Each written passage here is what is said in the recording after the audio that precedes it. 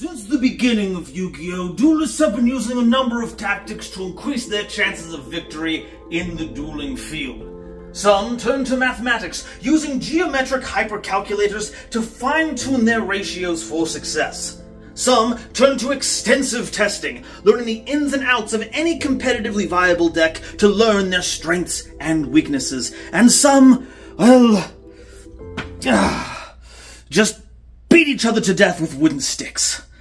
Let's talk about those sticks. Hello everyone, GoldenNova here. Now, there's a lot of things I like about Yu-Gi-Oh! But one of the things that I think makes this game very special are the combos. Sure, the novelty of sitting across from one and seeing what it does wears off rather quickly. It is supposed to be a two-player game after all, but there's something about the flow of enablers into extenders, bobbing and weaving between zones and resource pools to end on meticulously crafted boards that just makes my heart sing.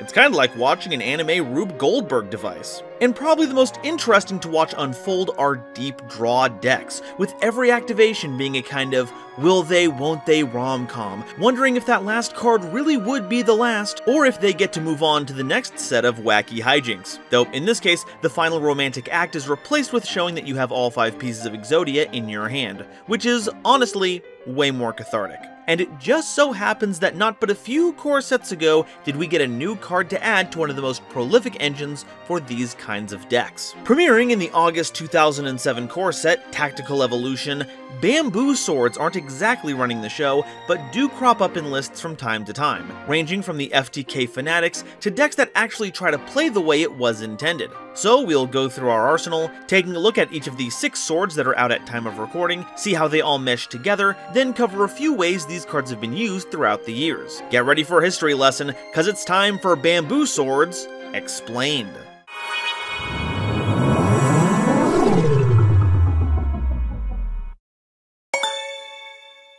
Today's episode is brought to you by my lovely patrons and the fine people over at Dragon Shield. If you want to protect your cards with the strongest scales on the market that even come with their own lore while supporting the channel, use my affiliate link in the description.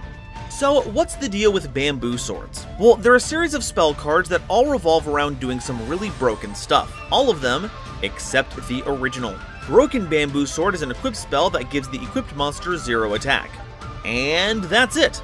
There isn't anything in its debut set that benefited from just being equipped, so this didn't even have the excuse of being an enabler in a sealed format. In fact, you could say that the running joke is that all the bamboo swords are broken. You know, just for a different value of broken.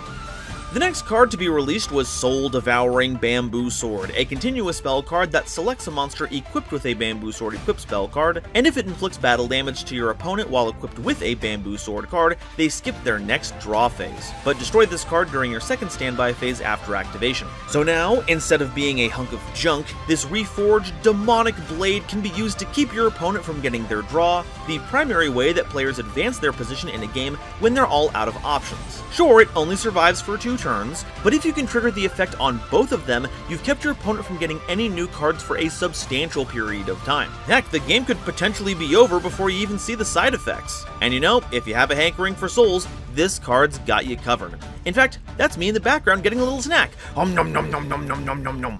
Not long afterwards, we'd get Golden Bamboo Sword, a normal spell card that lets you draw 2 cards if you control a Bamboo Sword equip spell. This is where the true power of the Bamboo Sword becomes unleashed. It's effectively Pot of Greed as long as you have a broken Bamboo Sword, including not being once per turn. Now, keep in mind that it won't be playable with Soul Devouring, because it looks for Bamboo Sword equipped spells, not just Bamboo Swords in general, but not only will we have more equipped spells to work with down the line, we'll have a few ways to search this as well, making this a much more consistent draw engine. At the time, it was more of a novelty due to the fact that it would be very feast or famine, depending on if you could line up both having the equipped spell and Golden Bamboo Sword. But now this wood is as good as gold.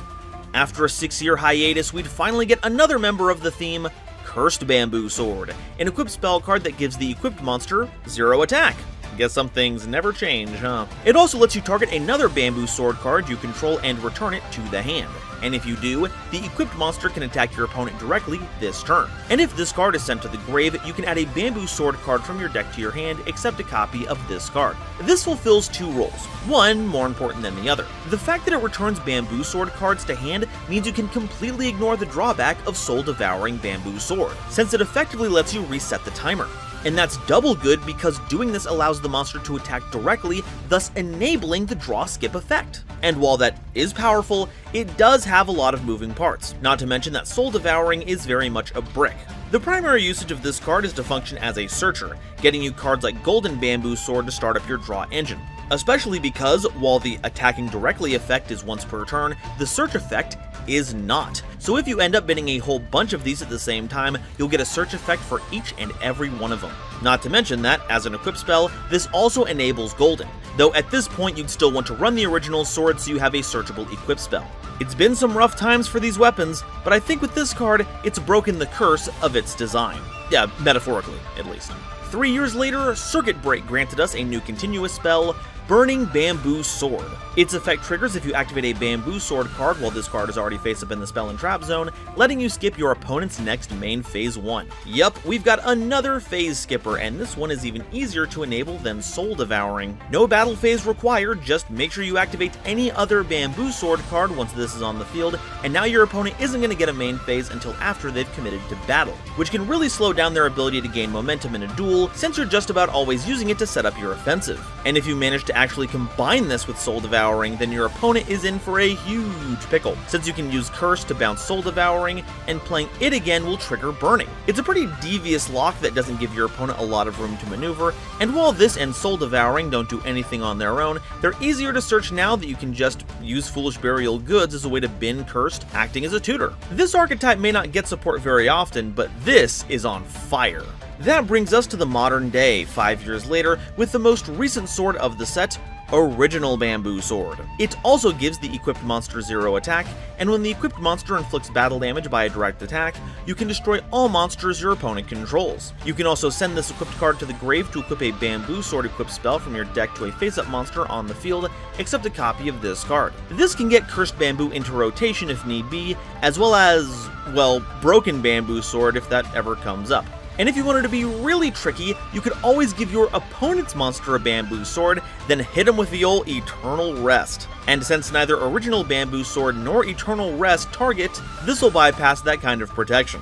But realistically, what you'll actually do is gain a direct attack from Cursed, then blow up all of your opponent's monsters with a direct attack, which is still pretty slick.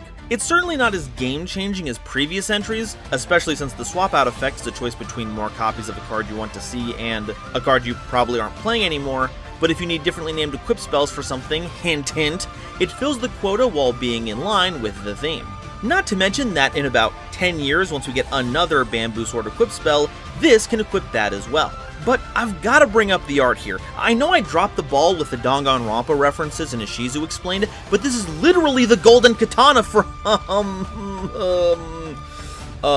actually, that's spoilers. Next subject. Okay, so that's all the Bamboo Sword cards, and it's clear to see that they're primarily meant to facilitate some pretty ridiculous game states when stapled to the correct deck. It's true that you could potentially slap some of these cards into a variety of decks to raise the ceiling in some gnarly ways, but I'd like to highlight a few specific instances where they shine the best. The first set of decks, like I mentioned earlier in the video, are Deep Draw Exodia variants. Because all the Bamboo Sword cards are spells, they work particularly well with Royal Magical Library. For every third spell activation, once it's on the board, you get a free draw to help give you the gas you need to draw into additional cards. This means it works well alongside cards like Toon Table of Contents, which basically replace themselves for free while upping your storm count. While Card Destruction and Hand Destruction aren't usually thought of as good cards to play, since you're giving your opponent the opportunity to plus off of your card, by ditching copies of Cursed Bamboo Sword, you can find combinations of Broken and Golden to slap onto Royal Magical Library to keep the gravy train a-flowing. But maybe you don't want to rely on crafting the perfect 5-card hand to win. That's okay, there's an even simpler way to lock your opponent out of the game. Terminal World. With it, Main Phase 2 no longer exists for both players, and with Burning Bamboo Sword, you have the chance to lock your opponent out of ever having a main phase. As long as you can consistently activate a Bamboo Sword every turn, which we've established we can do with Curse and any other Bamboo Sword, they'll have to rely on quick effects in the draw, standby, battle, or end phase, because otherwise, they aren't doing anything. And if they're able to stick a particularly menacing monster on the board before you've caused this lock, all you gotta do is use Cursed Bamboo to attack directly to get damage in, and if Original is available, you've got a pretty good chance of wiping that monster out too. And from there, it's just a couple of annoying turns until lethal. But maybe you don't want to be ostracized from your locals, that's a reasonable concern. And thankfully, it turns out there's still a great home for bamboo swords that doesn't involve committing war crimes, warrior good stuff piles. This is largely driven by Isolde, Two Tales of the Noble Knights, which is somehow still not on the FNL list, which boggles my mind. If you have any level 1 warriors you want to special summon, and trust me, there are some pretty good options, you can just send Cursed Bamboo Sword directly from your deck to the grave as cost to summon it from your deck, then search out a Bamboo Sword card on a new chain. Either you get started on assembling some free draws, or you round out the combo that you already have started in your hand, and presto! With the proper application, you can give yourself a few extra draws to keep your combos going. And since the Cursed Bamboo Sword doesn't have much more value once it goes to the graveyard, it makes for easy fodder to summon Immortal Phoenix Gearfried, getting you a big body with some negates tacked on. It's absolutely brilliant. And that's basically the rundown of Bamboo Swords. Considering the very slow release schedule of these cards, I'm confident that we won't be seeing any new ones anytime soon, meaning this video has a very good chance of being more evergreen than most of my other ones. That being said, I think we have a pretty neat suite of cards that can be plugged into a variety of decks that want a funny little draw engine, even if it is at risk for enabling some very unfun games. Here's hoping we get the Legacy Support Archetype treatment where we get to explore the dojo that houses all these mystical blades, and fingers crossed that they don't bamboo shoot themselves in the foot with their card design. But now, I want to hear what you all have to say. Are bamboo swords superior to our more common cardboard sabers, or do the splinters make them too unhealthy for normal play? And what's your favorite deck to run them in? Let me know in the comments, and if you haven't already, make sure you like the video to boost it, subscribe to support the channel, and share this video with somebody you know who loves Yu-Gi-Oh! To beat the algorithm. All of it does a lot to help me out. Today's episode was brought to you in part by Dragon Shield. When you want to protect your cards with the power of dragon scales, get some sweet lore for them, and support the channel, check out my link in the description to get started. Today's episode is also brought to you by my lovely patrons, including this month's illustrious Quasar Commander Green Knight, Nebula Navigator's 3rd Dynasty, Ada Basilisk, Adam Zajadel, Andrew Newman, A Random Pup, Avi Chali, Kane Senpai, Chibi Gohan, Danny Bound, Eric, Aaron the World Breaker, Frankie, Genesis Yu-Gi-Oh!, Gloomba331, Great Big Pillock, Hairbear, Harry the Ominous Benefactor, Howling Zangetsu, Iskander711, John, Jordan, Julius Sneezer, Mana Charge,